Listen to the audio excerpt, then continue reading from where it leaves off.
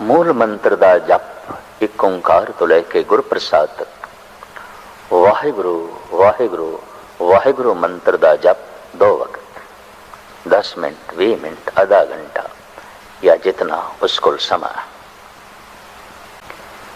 ये मानसिक रहत है। तन दुते पंज ककार ये शरीरक रहत है। मन करके सिख बने, तन करके ये सिख बने तो मानसिक ते शरीरक रहत चाहिए। ना मानसिक रहत होवे ना शरीरक तो धन गुरु गोबिंद सिंह जी महाराज कहते ने ये सिख मैनू प्यारा नहीं, क्योंकि इसने पाहुल नहीं ली और रहनी नहीं रखी।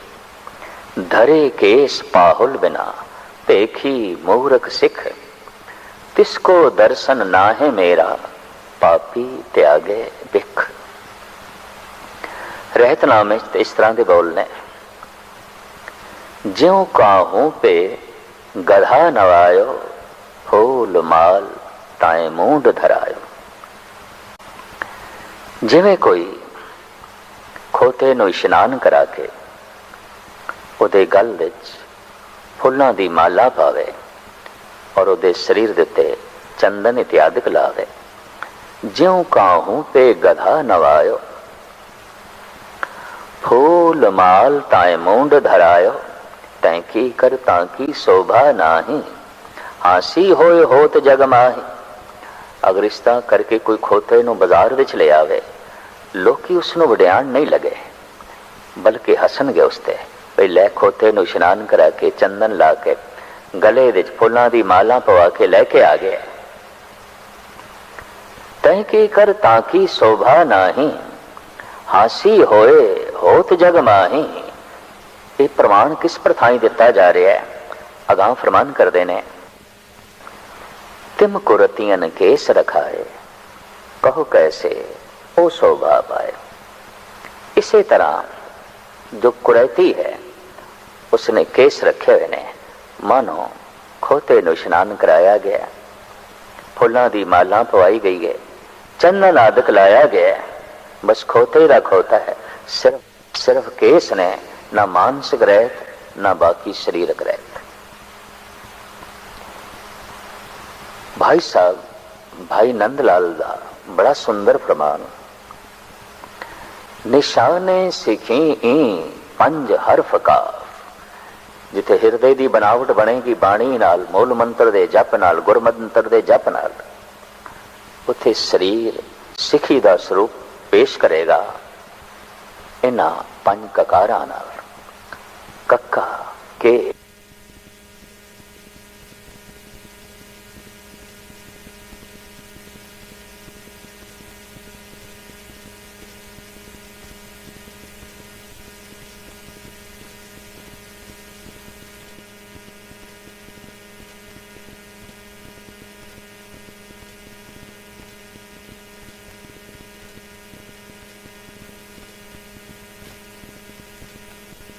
साहब भाई नंदलाल जी फारसी दे ही आलम फाजिल गजनी तो आए, लिहाजा उन्हां दे बोल उन्हां दी बाणी सारी दी सारी फारसी दे च। आप फरमान कर देने, निशाने सिखी ई पंज हरफ काफ। सिखी दियां पंज निशानियां पंज काफ दे हरफां दे च बंद ने। निशाने सिखी ई पंज हरफ काफ कि हरगिज ना बाशद ई पंज माफ। इन्हां पंजां दे चों एक भी निशानी नहीं। सिख हरगिज माफी दा ख्वाहिशगार नहीं बन सकता, उसनों माफ नहीं किया जा सकता। केड़ियां पंज निशानियां? कड़ा कार दो काछ कंगा बिदा, बिना केस हेच अस्त ई जुमला निशा। कड़ा कार दो कृपान, काच कछैरा, कंगा बिदा, बिना केस हेच अस्त ई जुमला निशा। पर केसा तो बिना बाकी चार निशानियां परवान नहीं। जैसे लाड़े तो बिना बरात नहीं शोभा पांदी, केसा तो बिना कड़ा कछैरा कंगा। कड़ा ये शोभा नहीं पाता। इन्हां दी शोभा, किरपान दी शोभा, कड़े दी शोभा, कचहरे दी शोभा, कंगे दी शोभा केसां करके, केस मूल ने। क्योंकि राजे परीक्षित तो साडे देश दे केसां दा मुंडन आम चल पिया सी। भावें सब तो प्रथम उसने केसां दा मुंडन उन्हां ब्राह्मणां दा कराया सी जिन्हां ब्राह्मणां ने राजे जनमेजे दी महाराणी दी हस के बेपती की थी। वो किधरे जोर दी हवा नाल नगन हुई तो सारे दे सारे हस पे। जनमेजे ने इन्हां दे सिर मुन दिते, कुछ कतल कीते, बुथेरियां दे सिर मुने। इस तरह सिर नूं मुनना, मुंडन करना एक बहुत वड्डी सजा सी, बहुत वड्डी सजा। उस वक्त जनमेजे ने इस सजा ही दी। कलगीधर पिता ने सारा प्रसंग दसम ग्रंथ विच लिखिया। प्रथम बांध के सबके मूंड मुंडाए, पुनर ए डुआ सीस तांके लगाए। इन्हां ब्राह्मणां नूं बन के उन्हां दे सीस मुन दिते, मुंडन कर दिता कि उन्होंने घोर बेअदबी की थी। फिर इन्हां नूं छोड़ दिता इतनी वड्डी सजा दे के। जिन्हां नूं छोटी सजा दी उन्होंने तो सजाए मौत दी, पर जिन्हां नूं वड्डी सजा दी उन्हां दा मुंडन किया, जीवदिया ही मार दिता। ये ब्राह्मण जिधर जिधर गए लोगों ने पूछया, थोड़ा जोड़ा, थोड़ा दाड़ा, थोड़े केस। तो इन्हों ने कहा पिता गुजर गया, किसी ने कहा मां गुजर गई। ता ऐसा करना पे, ये सोग धारण करना पे। अज भी बिल्कुल सफा चट मुंडन करा के कोई बाहर आ गया बाजार विच, ऐसा समझा जाता है या मां गुजर गई है या पिता गुजर गया है। ये मुंडन सोग की निशानी सी, दुख की निशानी सी, मौत का प्रतीक सी। सहजे सहजे जद आध्यात्मिक जीवन रहा ना ते मुंडन आम हो गया। जनमेजे ने कुछ ब्राह्मणों का मुंडन किया सी, इन्हां करके इंज कह लो सारे देश का मुंडन हो गया। केस एक ऐसी सुरक्षा ने, जब कोई नाम जपदा है, बाणी पढ़ता है, तो मस्तक दे जो शक्ति जमा होती है, रस जमा होता है, वो छेती खारिज ना हो जाए, चला ना जाए। केस मदद कर दें, केसां दे चों भी निकले ना, जल्दी ना खारिज होवे तो दस्तार मदद कर दी है। इस वास्ते बाकी पहरावा जो असी तन ते पहनते हैं समाजिक है, दस्तार धार्मिक है, धार्मिक है। केस रहत दे सिरमौर ने, ऋषि मुनिया का रूप ने। मुखड़े का दाड़ा प्रकृति का दिता होया पुरुष नूं श्रृंगार है। जैसे असी देखते हैं शेरनी दे गल विच ये लंबे लंबे वाल नहीं, बबर शेर दे जो है गर्दन विच ने। जितना खूबसूरत मोर है, मोरनी उतनी खूबसूरत नहीं। ये लंबे लंबे पंख प्रकृति का दिता होया श्रृंगार है। इसी तरीके दे नाल नर मुर्गा, तोता, कबूतर मदीन नालों ज्यादा खूबसूरत ने, प्रकृति ने श्रृंगारिया है। दाड़ा कुदरत का दिता होया एक श्रृंगार है। इस वास्ते आदि काल तो पुरुष की श्रृंगार विच रुचि नहीं रही, स्त्री की ही श्रृंगार विच रुचि रही, क्योंकि उसने पुरुष का मुखड़ा श्रृंगारिया होया वेख्या। तो इत्थों प्रेरित होकर उसने अपना मुखड़ा भी अपने ढंग नाल संवारना, श्रृंगारना आरंभ किया। इसनूं ते मनो विज्ञानिक भी तस्लीम करते हैं। खैर, दुनिया का सब तो खूबसूरत पुरुष अगर कोई है तो दाड़े केस वाला है, ऐसा अज दे कुछ विचारक भी मनते हैं। तो सीस दे ए केस रहतां विच सिरमौर रहत ने ऋषि मुनिया की रूपरेखा। कड़ा सरबलो हर वक्त बदन नूं छूंदा रहे, इस नाल शरीर की आरोग्यता ते रहिंदी है। लेकिन खला विच जो अनंत बेशुमार मलीन रूहां घुम रही ने, उन्हां तो भी बचाव होंदा है। कई कोट भूत प्रेत सूकर मिर्गाज तांत्रिक योगा, खास करके काला तांत्रिक, इसका उस पुरुष दे कोई असर नहीं जिसने अपने हाथ विच कड़ा पहने आया है। अज ते असीं देखते हैं अनुमति भी है अपने छोटे छोटे बच्चों को कड़ा पहनाते हैं ताकि किसी तंत्र विधि का या किसी रूह का परछावा इन्हां ते ना पवे। अज ते नवजायद बच्चे, नवे जन्मे बच्चों लई मावां कड़े मंगदियां ने, अनुमति है। ऐसा दिखाई दे रहा है कि सहजे सहजे शायद सारी दुनिया इस कड़े नूं धारण कर लवे।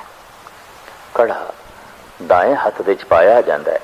किसी भी काम नूं करन लग्या दाया हथ अगे आउंदा है। एक कड़ा प्रतीक है तू गुरु दा सिख है और तेरे हथ विच गुरु दी दित्ती हुई ये निशानी है। इस वास्ते तेरे हथ कदी गलत काम नूं नहीं पैने चाहिए। तो अमृत पीता है, अमृत छकिया है, लिहाजा तेरे इस हथ विच शराब दी बोतल ना होए। तेरे हथ किसी ते जबर ना करन, तेरे हक किसी दा हक ना खोवन। तो गुरु दी निशानी हथ विच पहनी हुई है। कछहरा एक ऐसा पर्दा और इसका इतना मनोविज्ञानक मन दे असर है कि सहजे सहजे अज ते सारी दुनिया ने धारण कर लिया है। भावें वो रूप ना हो जो कलगीधर ने सानू दिता है, पर कुछ ना कुछ कछहरे दी बनावट जैसा ही कछहरा सारी दुनिया ने अज धारण कर लिया है और इसनों शरीर दी और मन दी एक खास लोड़ समझ लिया गया। कंगा केसां दी सफाई लई ते है, लेकिन इस दे नाल जप तप करने तो बाद जो थोड़ी जियां दिमागी थकावट या शरीरक थकावट हो सकती है, इस कंगे दे बार बार सिर ते फेरन नाल मस्तक हौला हो जाता है और थकावट दूर हो जाती है और नाले केस संवर जाते हैं। किरपान ठीक है, अज हाइड्रोजन बम तो भी मनुख अगे लंघ गए और कुछ तर्कशील ऐसा कहते हैं कि इस एटम बम हाइड्रोजन बम के जमाने विच ये निक्की जी किरपान की मैंने रख दी है जो सिख जगत ने पहनी हुई है, जो कलगीधर ने दी है और पहनना लाजमी करार देता है। दरअसल ये किरपान एक प्रतीक है, मन दे ते इसदा असर है कि तू केवल संत नहीं सिपाही भी है। केस संत दा स्वरूप पेश करते ने, किरपान सिपाही दा रूप पेश करती है। इस तरह धन गुरु गोबिंद सिंह जी महाराज ने मनुख नूं संत सिपाही बनाया। गुरु नानक देव जी महाराज तो लेके धन गुरु तेग बहादुर साहब जी महाराज तक यतनशील रहे मनुख नूं संत बनाने विच। इसे ही संत नूं धन गुरु गोबिंद सिंह जी महाराज ने सिपाही बनाया। जद कोई संत सिपाही बनता है उसके हथों मजलूम की रक्षा होती है, मुल्क की तामीर होती है, कमजोरां की उसारी होती है। और जद कोई केवल सिपाही है, संत नहीं, उसके हथ मजलूमां की गर्दन कटते हैं। चीन दे एक प्रसिद्ध संत ने कहा है, सिपाही दे सैनिक दे जिथे पैर जम जाते ने, टिक जाते ने, जमीन उत्थे उजड़ जांदियां ने, बर्बाद हो जांदियां ने। सिपाही दे कदम बर्बादियां नूं जन्म देंदे ने, जन्म देंदे ने बर्बादियां नूं।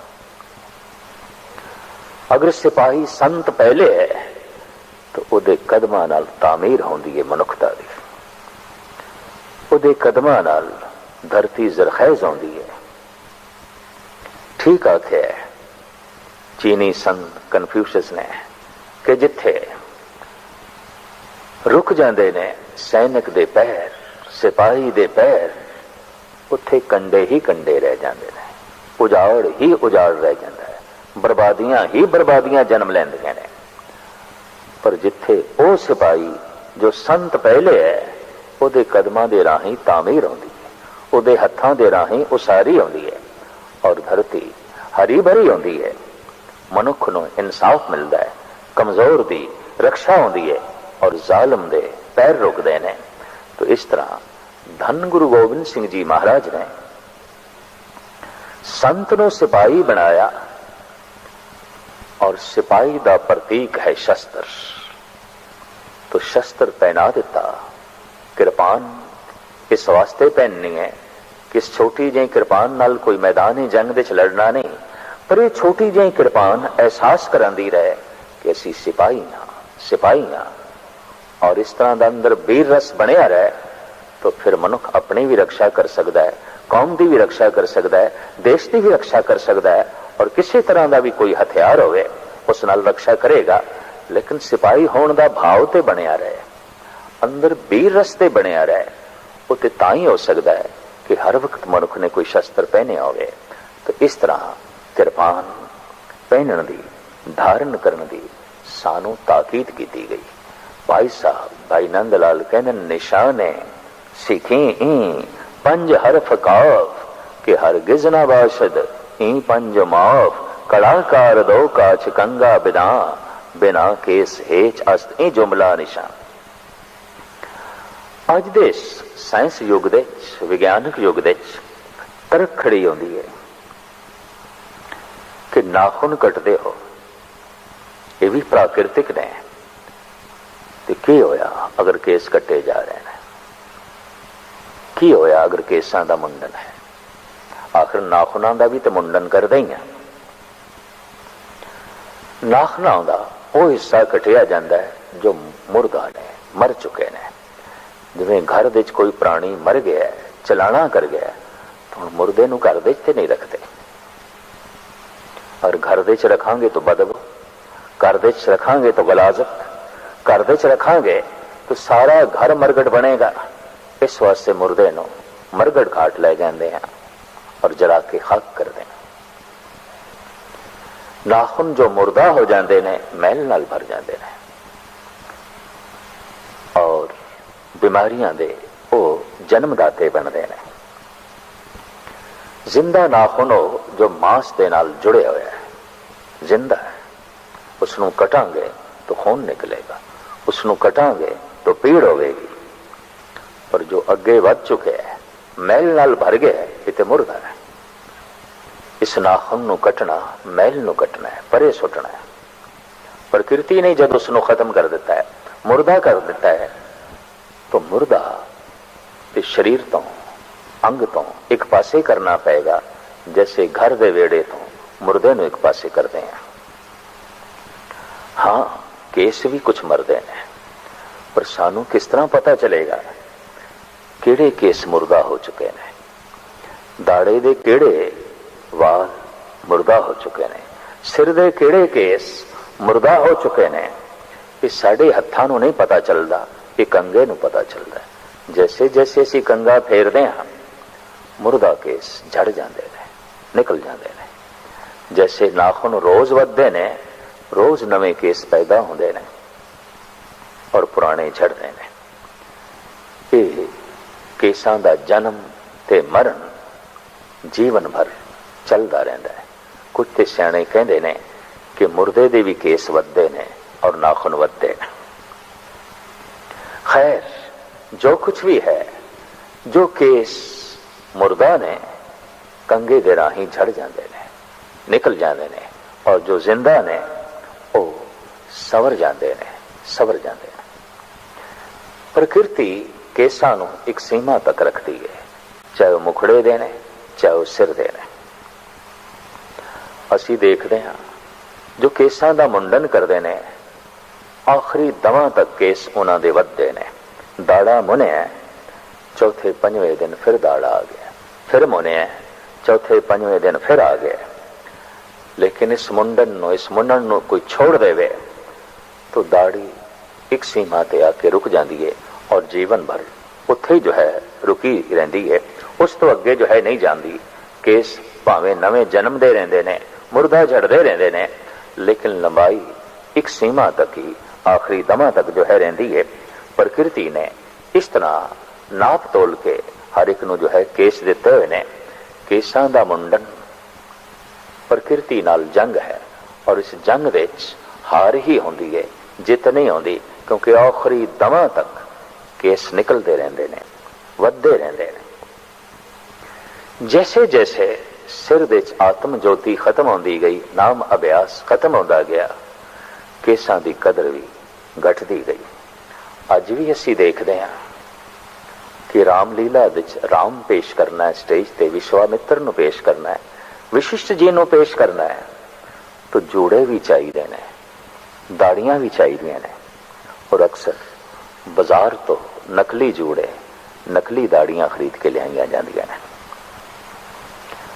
असीं इस गल दा माण कर सकते हैं कि साडे सिर ते जोड़ा असली है, राम वर्गा, साडे मुखड़े ते दाड़ा असली है, विश्वामित्र जैसा, विशिष्ट जैसा, अवतारां दा स्वरूप, ऋषि मुनियां दा स्वरूप धन गुरु गोबिंद सिंह जी महाराज ने, धन गुरु नानक देव जी महाराज ने साडी झोली दे च पाया है। हाँ, जद कोई ऋषि होने तो, मुनि होने तो, संत होने तो थले जाता है, मनुखता तो थले गिरता है, तो जब थले ही गिर गया तो फिर हुण केसां दी लोड़ भी नहीं। अज सारी दुनिया विच केसां दा मुंडन है। थोड़ी जिहियां कौम जिसनों असीं सिख कहंदे हां, केस इस कोल ही दिखाई देंदे ने, या कुछ थोड़ा जिहा साधु समाज। वैसे बगौर मुताला करिए, मोहम्मद साहब केसाधारी सन, हजरत ईसा केसाधारी सन, और इसे तरीके नाल भारत दे तमाम ऋषि मुनि अवतारी पुरुष केसाधारी सन। और सिर्फ केसाधारी नहीं, बहुत अवतारी पुरुष शस्त्रधारी भी सन। जैसे धनुष बाण श्री राम कोल है, जैसे सुदर्शन चक्र श्री कृष्ण कोल है, जैसे तलवार मोहम्मद साहब दे जो है हथ दे च है, और इसे तरीके नाल परशुराम कोल कुलाड़ा है, बरछा है, हनुमान दे कोल गदा है, गधा विष्णु जी कोल भी है। और इस तरीके नाल असी देखते हैं बहुते अवतारी पुरुष, पैगंबरी पुरुष, शस्त्रधारी ने, केसाधारी ने, जैसे जैसे पैगंबरां नूं अवतारां नूं मनना घटदा गया, उन्हां दा सत्कार सन्मान घटदा गया, क्योंकि जितनी मिकदार विच मनुख दा अहंकार वधदा है, उतनी ही मिकदार विच अवतार दा सत्कार घटदा है। ते जिस दे लई कोई सत्कार नहीं रहा, आदर नहीं रहा, उस दे पिछे चलन दी लोड़ की है। हाँ, कदी कदी नकली राम बन के चलो सामने एक तमाशा कर देता, नकली जूड़ा सिर ते रख के, नकली दाड़ा मुखड़े ते लगा के, इस तरह नकल पेश कर देती। लेकिन ये पेश करना भी इस गल दा सबूत है कि जूड़ा केस इन्हां अवतारी पुरुषां ने धारण कीते हुए सन, और जे इन्हां दी उस जमाने विच लोड़ सी तो अज भी लोड़ है। अगर अज लोड़ नहीं है तो फिर जूड़े तो बिना ही राम पेश करना चाहिए, दाड़े तो बिना विश्वामित्र ते विशिष्ट नो स्टेज ते पेश करना चाहिए। ऋषि मुनियां दा स्वरूप, पैगंबरां दा स्वरूप, गुरु अवतारां दा स्वरूप धन गुरु गोबिंद सिंह जी महाराज ने सानू प्रदान किया, और प्रदान करके साफ आग देता, खालसा मेरो रूप है खास, खालसे मैं हूं करो निवास। जिवें चंगी औलाद मां बाप दे नाम नू रोशन कर दी है, तिवें धन गुरु गोबिंद सिंह जी महाराज कहते हैं, ऐ खालसा तेरा जीवन इतना उच्चा है और तू ऐसा संत स्वरूप बने है, तू मैनू चार चंद ला दिते ने, तू मैनू सजा दिता है। मान नाल सतगुर इत्थे तक कहते ने, इन्हीं की कृपा के सजे हम हैं, नहीं तो मोह से गरीब करोड़ परे हैं।